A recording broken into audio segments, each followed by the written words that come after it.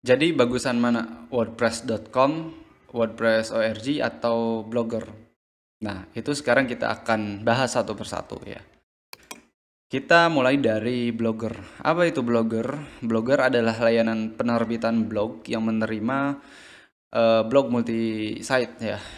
Intinya Blogger itu paling cocok buat konten yang isinya itu blog dan dimonetize sama iklan.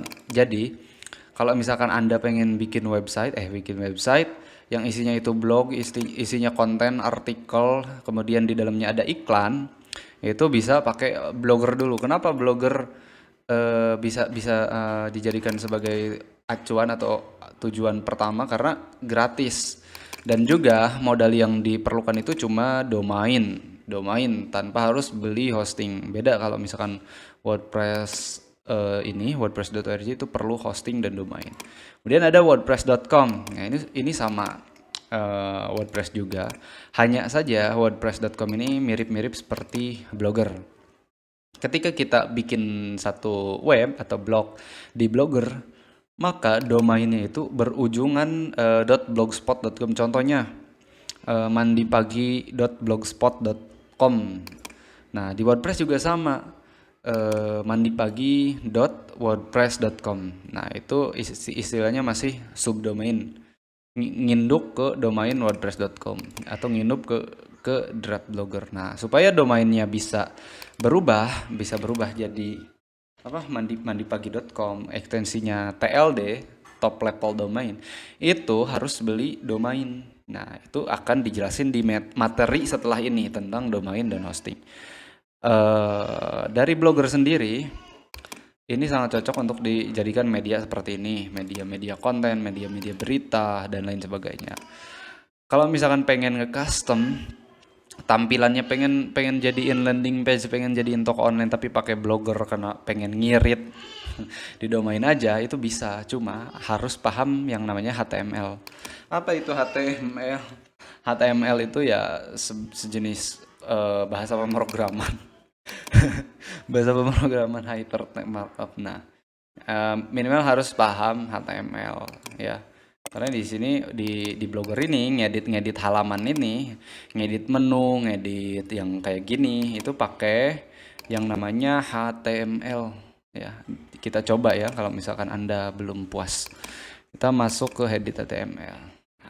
Nah, di sinilah untuk ngedit-ngedit tampilan-tampilan dari Blogger.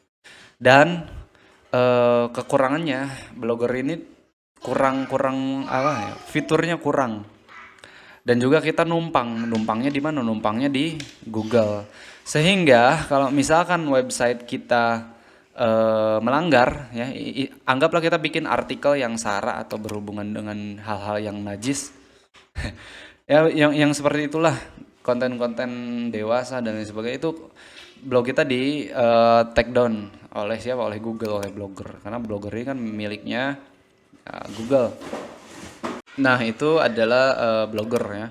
Nah, kemudian WordPress.com ini sama seperti Blogger. Kita harus ngemodal domain aja. Dan Anda bisa bikin apa? Bisa bikin akunnya, bikin akun WordPress.com di sini. Nah, kalau misalkan pengen nyoba-nyoba terlebih dahulu sebelum masuk ke WordPress self hosting, Anda bisa pakai WordPress.com juga, silahkan. Cuma saya nggak menjelaskan begitu detail tentang panduan WordPress.com karena sudah banyak sekali di YouTube ataupun di artikel-artikel yang membahas bagaimana cara bikin web di WordPress.com. Nah, Anda belajar di situ. Nah, kalau misalkan di sini itu bagaimana cara menghubungkan website yang sudah dibuat di WordPress.com dihubungkan ke WordPress.org gitu. Itu tugas saya untuk menjelaskannya. Oke. Itulah perbedaan antara WordPress.org, Blogger, dan juga WordPress.com. Jadi mana yang terbaik? Ya tentu WordPress.org karena lebih leluasa dan juga enak aja sih. Enak aja pokoknya. Nanti Anda juga pasti merasakan manfaat sendiri ya. Hosting dan lain-lain sebagainya, domain itu memiliki kontrol penuh. Beda kalau misalkan Blogger, kita kita tanpa nge-backup dulu konten yang ada di dalamnya, tiba-tiba Google ngelihat ada artikel yang melanggar, di take down semua blog kita, hancur, habis sudah. Kalau misalkan di WordPress kita bisa backup dulu. Nah, makanya kalau misalkan bikin web jangan macam-macam. Sekian, terima kasih. Sampai jumpa di pertemuan berikutnya.